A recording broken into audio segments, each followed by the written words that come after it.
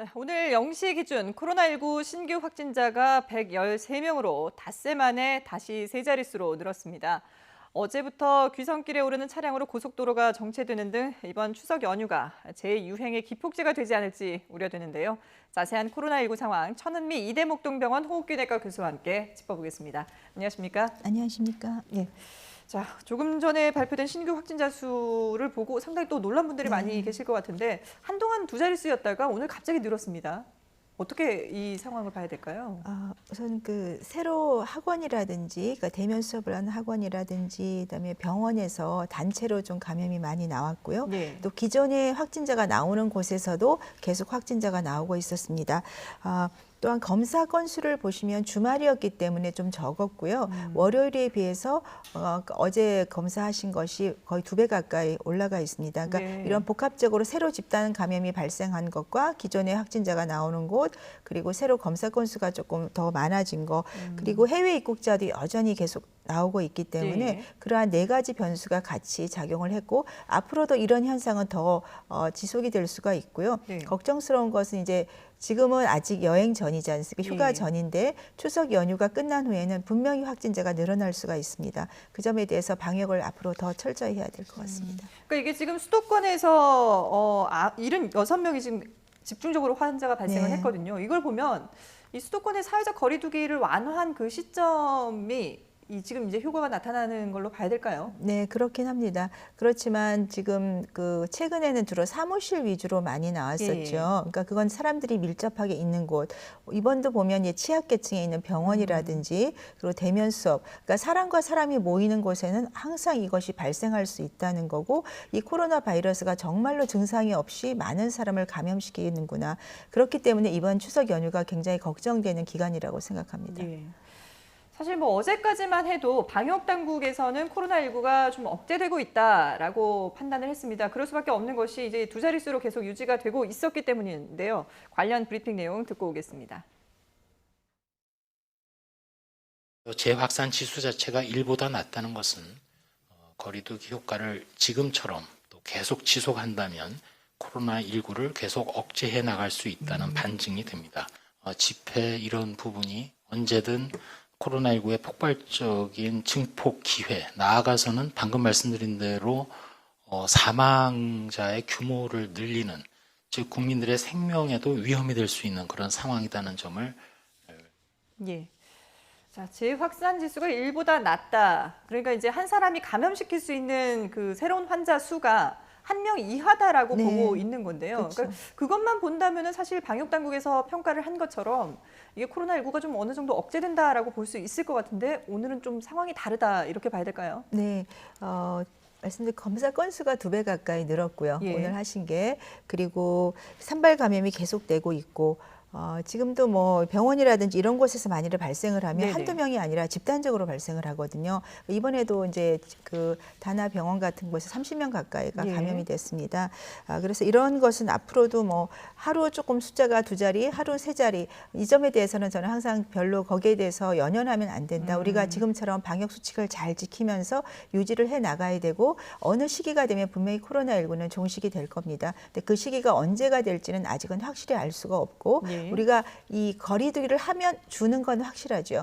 폭발적으로 느는 것은 막을 수 있지만 이게 0이 되는 건 굉장히 어렵다. 그래서 해외 입국에 대해서도 계속 철저히 검역을 해야 되고 우리가 자가격리를 해제하기 전에 해외 근로자분들에 대해서는 조금 PCR 검사를 한 번 더 하는 것이 좀 더 저는 효과적일 거란 그런 개인적 생각도 있습니다. 예.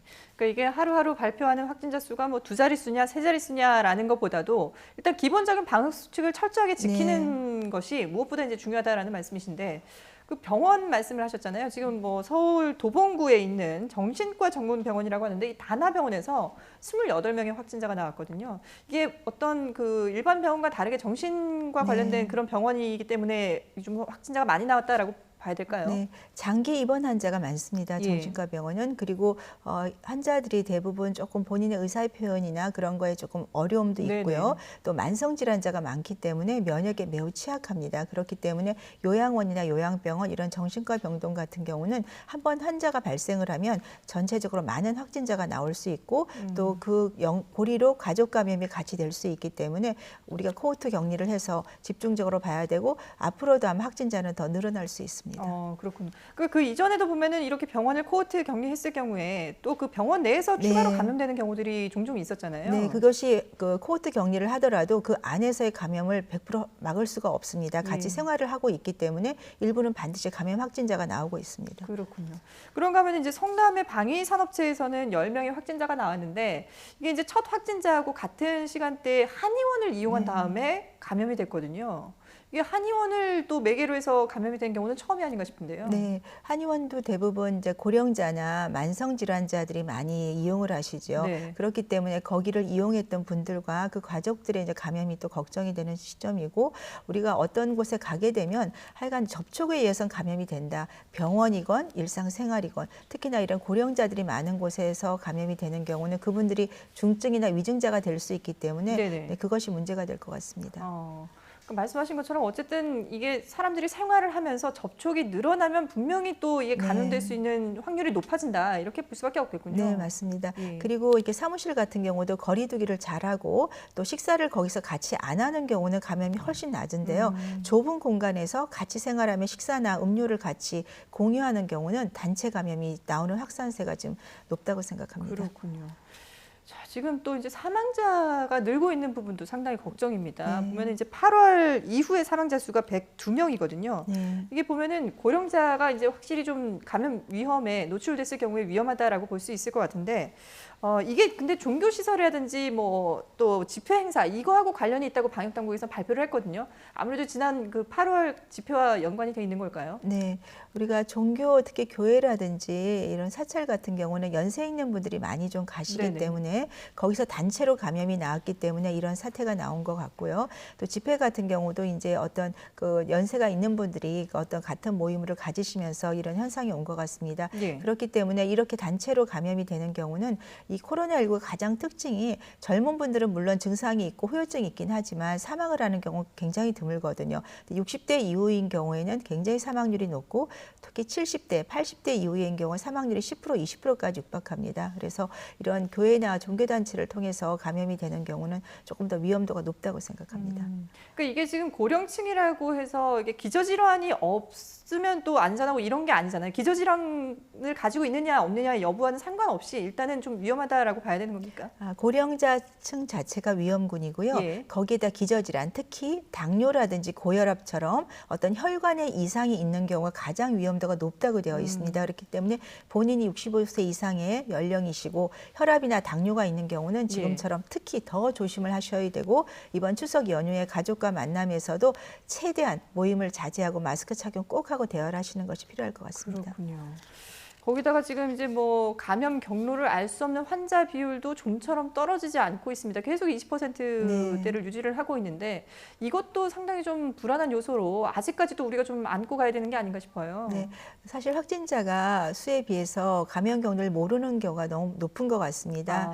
그래서 제가 말씀드린 대로 이게 자가격리를 풀기 전에 특히 해외 입국자에 대해서는 꼭 PCR 검사를 네네. 하는 것이 필요할 것 같고 더 중요한 것은 역학조사 기간을 조금 더 늘려달라는 부탁을 많이 드렸어요. 왜냐하면 그렇죠. 이틀 전에 검사하시는 경우보다 5일에서 일주일간 전부터 감염을 시키는 경우가 많고 우리가 증상이 나타나기 전에 5일부터 검사를 했더니 한 41%가 그때 감염을 시키는 거고요. 예. 그다음에 증상이 나타난 그날과 그 다음 날이 35% 정도. 그리고 하루가 지난 이후에 거의 감염력이 없습니다. 왜냐하면 조심을 하기 때문에 감염을 안 시키게 되거든요. 예. 그러니까 무증상 감염 사태에서 감염이 많기 때문에 역학조사 기간을 좀 챙겨서 검사를 하시면 분명히 감염 경로를 더 찾을 수 있다고 생각합니다. 근데 이게 지금 감염 경로를 알 수 없는 그 환자 수가 이렇게 많다는 거는 우리가 모르는 그런 지역 사회에 이미 퍼져 있는 환자들이 또 많다 이렇게도 분석을 할 수 있는 거잖아요. 그렇습니다. 지금 말씀드린 무증상 감염에 의해서 감염이 된다는 사례 자체가 본인은 증상 없이 감염을 시키기 때문에 우리가 모르는 곳에서 그냥 접촉 잠깐 대화 과정, 잠깐 식사 과정, 이 과정에서 감염되는 게 그런 이유라고 생각합니다. 예. 참 이게 여러 가지로 어려움들이 있는 그런 상황인데 이런 와중에 일단 추석 연휴는 시작이 됐습니다. 지금 뭐 방역 당국도 이동 자제를 당부하면서 상당히 긴장을 하고 있는데요. 관련 내용 한번 들어보시죠. 적지 않은 분들이 여행을 계획하고 계십니다. 추석 연휴 기간 동안 전국 공항의 이용객이 지난해의 75% 수준에 달할 것으로 전망되어 우려스럽습니다. 이번 추석 연휴가 코로나19 전국 확산의 기폭제가 되지 않도록 국민 여러분의 경각심과 실천을 요청드립니다. 예. 앞서 뭐 교수님도 잠깐 언급을 하셨습니다만은 이게 그동안의 코로나19 상황을 쭉 지켜보면 5월 연휴라든지 8월 또 휴가철이라든지 이런 사람들이 접촉이 늘어날 수밖에 없는 그런 상황이 생기면 그 이후에 꼭 환자들이 폭발적으로 증가를 했기 때문에 이번 추석 연휴도 상당히 좀 걱정스러운 그런 상황인 거죠. 네, 해외 여행을 못 하시니까 지금 제주도나 동해 쪽에 그냥 캠핑장 같은 데가 거의 만원 사례입니다. 예. 그 홍천 캠핑장 사례를 봤듯이 가족끼리 캠핑을 가더라도 사람들과 같이 부딪히시게 되죠. 식사하는 만드는 그렇죠. 과정. 예. 그 과정에서 단체 감염이 올 수 있기 때문에 여행이나 캠핑을 가시더라도 절대로 가족끼리만 꼭 같이 모임을 하셨으면 좋겠고요. 또 가족끼리 모임을 하더라도 연령이 높은 분과 계실 때는 절대 식사하지 마시고 마스크 끼고 대화 이런 정도의 꼭 지켜야 할 수칙을 지켜주는 것이 필요할 것 같습니다. 예. 그러니까 방역 당국에서는 가급적이면 이제 집에 머무르고 네. 고향을 찾지 않기를 당부를 했습니다만은 물론 많은 분들이 그래서 이제 귀성을 포기를 하신 분들도 네. 계시지만 저희가 앞서 이제 고속도로 상황을 보더라도 그래도 이제 할 수 없이 이렇게 고향을 가거나 아니면 이제 여행을 가는 분들이 계시거든요. 그런 분들이 일단은 가시더라도 말씀하신 것처럼 방역 수칙을 잘 지키는 것이 중요한데 그래서 방역 당국에서도 고속도로를 이용할 때 휴게소 같은 곳을 이용할 때 예전과는 좀 다르게 이용하게끔 방역 네. 수칙을 강화하지 않았습니까? 네, 어떤 건지 좀 맞습니다. 소개를 해주시죠. 휴게소에서는 이제 식사를 하실 수가 없죠. 예. 포장만 가능하고 휴게소를 들어가기 전에 우리가 간편 그 전화로 예. 휴게소별로 정해진 가상 전화번호로 전화를 하시면 명부 작성이나 QR코드를 찍지 않고 바로 하실 수 있습니다. 그리고 들어가실 때와 나올 때 공간이 딱 하나로 일렬로 되어 있기 때문에 예. 그렇게 사용을 하시면 되고 화장실이나 매장을 이용할 때도 거기서 관리인이 발열 체크를 하게 되어 있습니다. 그래서 가능하면 집에서 좀 중간에 휴식하실 때 드실 수 있는 간식이나 식사를 좀 가져가시면 좋을 것 같고요. 네네. 포장 식사를 휴게소에서 가지고 오더라도 차 안에서 사용을 하는 그런 쪽으로 해서 휴게소에서 좀 관리를 잘 해주시고 예. 또 도착해서도 가족과의 모임에서도 조금 마스크 착용이나 그런 걸 잘 해주시면 좋을 것 같습니다. 예. 그러니까 이게 휴게소에서 음식을 사더라도 거기 안에서 먹을 수 있는 게 아니라 아닙니다. 야외에 있는 벤치를 본인 이용하거나 차에서. 네네. 예, 아니면은 본인의 차에서 네. 가족끼리 식사를 하는 게 안전하다는 거죠. 맞습니다. 지금 저희가 이제 추석 연휴 이동할 때 지켜야 할 방역 지침을 그래픽으로 보여드리고 있는데 이동할 때는 물론이고 또 고향에서 그리고 뭐 성묘를 갈 때 귀가 후에 각각 이런 지침들이 있기 때문에 이 지침만 정확하게 지켜주신다면 사실은 그렇게 크게 우려할 상황은 아니라고 볼 수 있는 거죠. 네, 그렇습니다.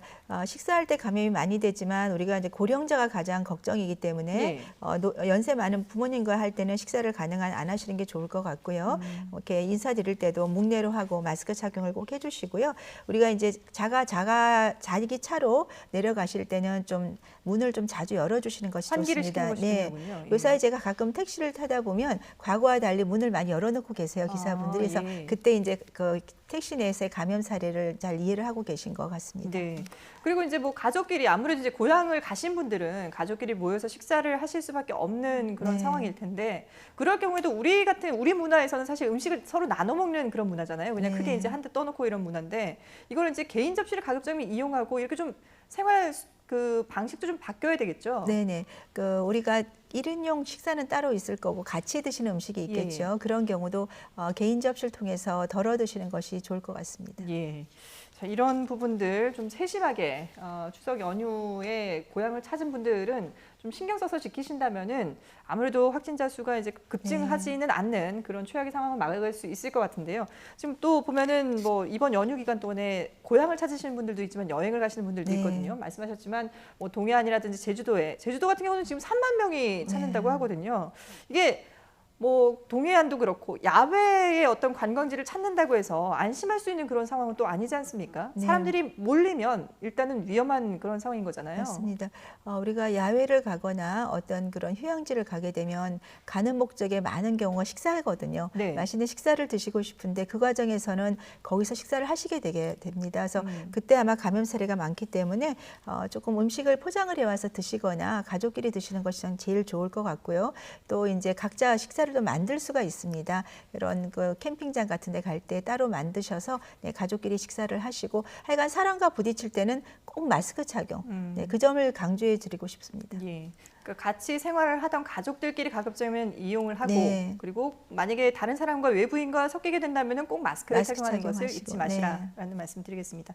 자, 그런가 하면 지금 이제 뭐 독감이 유행할 수 있는 시기이기 때문에 독감과 코로나19가 동시에 이제 감염됐을 경우에 이 상황을 어떻게 해결할 것인가 상당히 걱정이 많거든요. 지금 국내에서도 보면은 이게 동시에 감염된 사례들이 보고가 되고 있죠. 네네.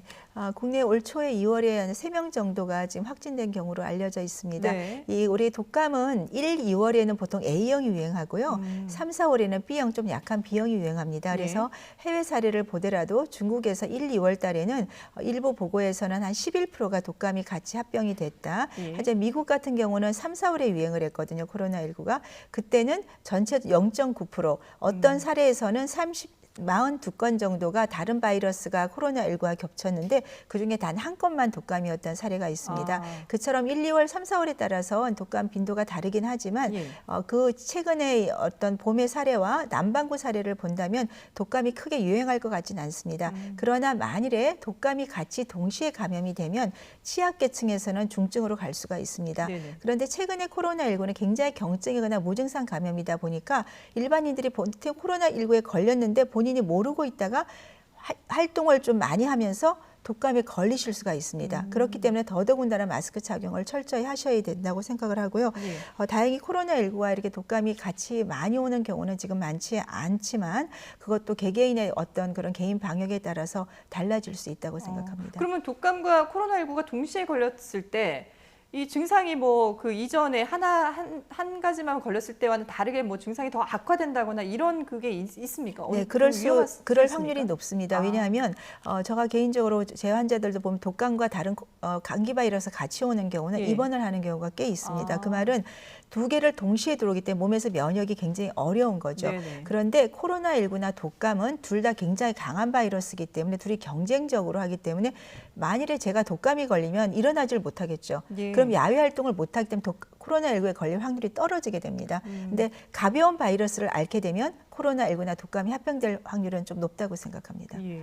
그러면 지금 이제 백신을 그래서 사람들이 이제 맞아야 된다라고 얘기를 하고 있는데 네. 백신을 맞으면은 일단 독감은 무조건 예방이 된다라고 볼 수 있습니까? 그렇지는 않습니다. 독감의 예방률은 60에서 70%가 가장 높은 것 정도로 보고 있고요. 건강한 예. 성인은 한 70에서 80% 항체가 형성이 되지만 영유아나 고령자인 경우에는 안 생길 때는 30~40%도 그 항체가 안 생기는 걸로 되어 있습니다. 예. 그렇기 때문에 내가 독감 백신을 맞았다고 해서 나는 독감이 안전하다고 절대 생각하시면 안 됩니다. 그리고 또 그 해에 독감을 잘 예측을 해서 백신을 만들면 모르지만 예측이 틀어지면 10%도 안 나옵니다. 항체 형성이. 그렇기 때문에 백신을 맞더라도 항상 마스크 착용, 개인 위생이 저는 훨씬 중요한 백신이라고 생각합니다. 그렇군요. 뭐 독감이든 코로나19든 결국은 마스크 착용과 네. 손 씻기 이걸 잘 지키느냐의 여부에 따라서 네. 그래서 감염되는 이번에 거군요. 어제 예. 발표하셨겠지만 호흡기 질환이나 홍역 같은 경우도 네네. 훨씬 줄어들었습니다. 예, 네. 알겠습니다. 네, 지금까지 천은미 이대목동병원 호흡기내과 교수와 함께 코로나19 상황 짚어봤습니다. 도움 말씀 고맙습니다. 감사합니다.